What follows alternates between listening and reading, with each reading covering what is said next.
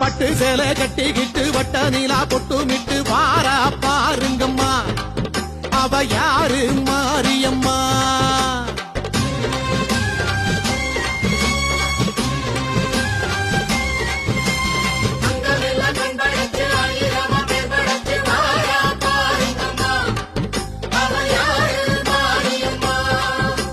சமயபுரத்தா அவ சக்தி படைச்சா,